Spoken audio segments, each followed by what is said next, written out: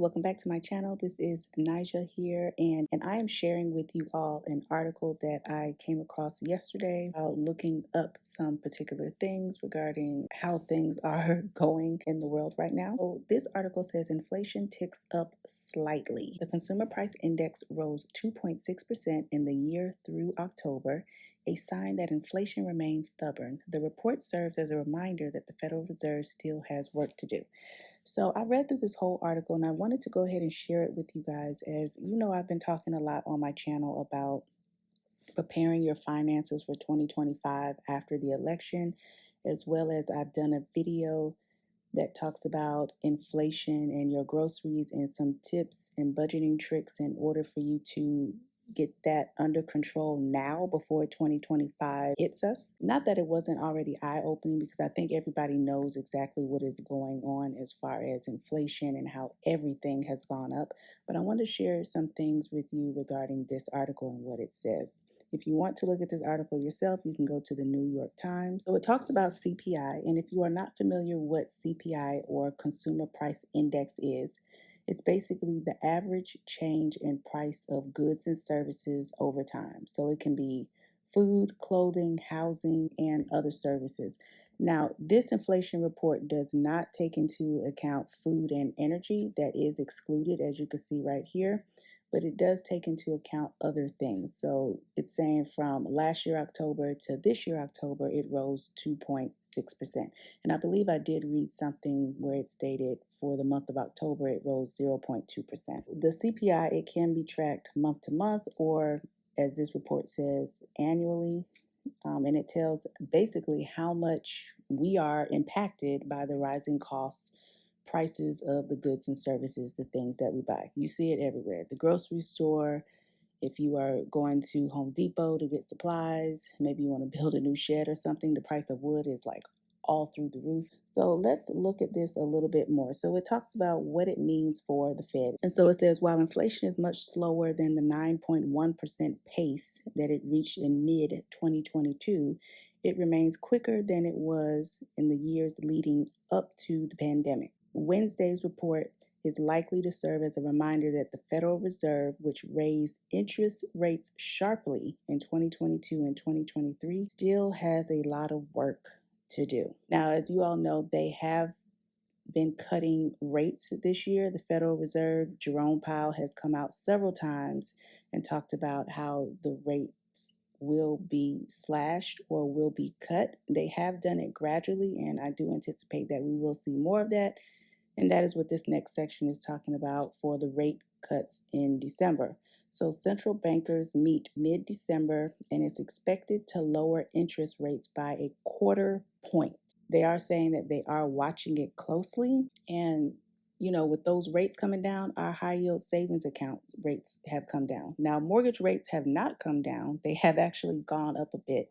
And I'll talk about that in a different video. And I don't know if anyone is actually pursuing the home ownership right now with these mortgage rates that are out there right now, but we'll talk about that again in another video. So it also says here and talks about the political context. Popular anger about inflation was obvious at the polls. It says survey and exit polls show that the economy and inflation were major concerns for Americans, especially as we headed into this election. And then it also talks about here the outlook for the Trump administration and what that is looking like. So it says economists have warned some of his promises, including much higher tariffs, could reignite inflation. He is saying that pledge to kill inflation, in which he calls a country buster, but analysts have been skeptical of that. What I would say is that everyone needs to, again, make a plan. We don't know how long inflation will be, where it's at, going up, when it will eventually come down. But what I would say is that we all need to make a plan, and we need to start making a plan right now. No matter who holds that seat, wherever they are, okay, you cannot rely on anyone else but basically yourself at this point.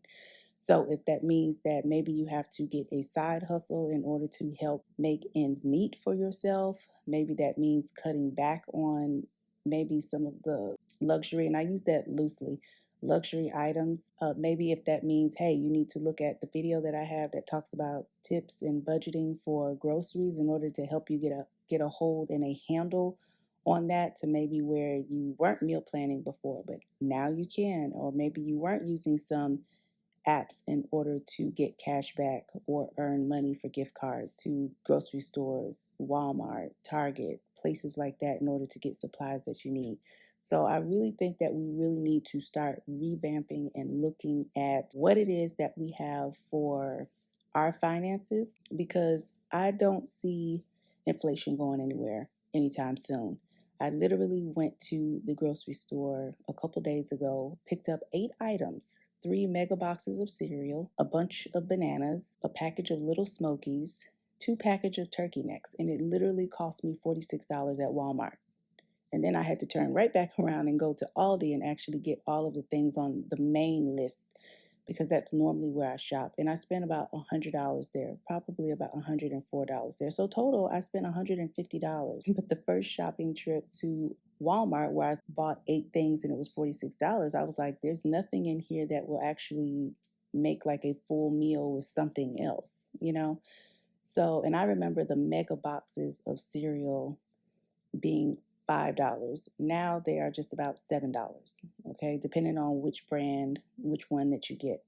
So everything has gone up. The gas has gone up, the supplies have gone up, all types of goods have gone up. So we need to make sure that we are being proactive as far as our finances going into 2025. Make sure you check out those videos that I talked about, preparing finances for 2025 after the election, as well as the inflation has you down. But guess what? I can help you and give you some tips on how to save on that grocery bill. What are your thoughts regarding how inflation has rose to almost 3%? Now that again is excluding food and energy, okay? That's excluding food and energy. But what are your thoughts on all of this, and do you think that there will actually be some type of relief in the future? Or if at this point you are just looking to help yourself and do all that you can for your household and your finances in order to make sure that you are straight 2025 and beyond. I know for myself, I am starting to prepare myself now. I already know that I need to up my grocery budget now and make sure that with those apps and websites that I do use in order to earn extra money, that I'm putting those gift cards towards food, groceries, and goods for our household. I'm also looking at upping our home repair fund. Previously, I've been a little bit lax and leisure on it, but I do know that as with our home being a little bit older and prices for things being much more expensive, that I need to put more aside for home repairs. This year alone, we had 4 different things that we needed to repair for our home, which was the chimney, the roof, our driveway, as well as we got a new hot water heater. And last year, we got a new HVAC system, a whole new HVAC system, which we finally paid that off this year. So lots of expenses and lots of things to pay for. And not only that, I'm also looking at medical. Yes, medical costs. That has been also something else that has gone up. So if you've noticed with your providers, and I don't know what plan everyone has, but we do have a high deductible plan. So we have to pay $6,000 out of pocket before our insurance company actually kicks in to help us pay for some things. And I know that with the providers that I've been going to for years, they have also gone up in price because things have increased for them as well. So factoring that in as well, I'm also going to be upping our HSA account to make sure that we have enough money set aside for when medical expenses, our annual appointments that come up, as well as other things that may come up that we need to get taken care of. So those are definitely some must-haves for me in looking into 2025 and making sure that my finances are doing well, in addition to putting money aside every month for the emergency fund. Slowly building that up, which I call the forever fund, because I feel like you're forever funding that. So, again, let me know in the comment section, what are you doing to prepare yourself for 2025? And is any of this shocking to you at all? Until the next video, guys, bye.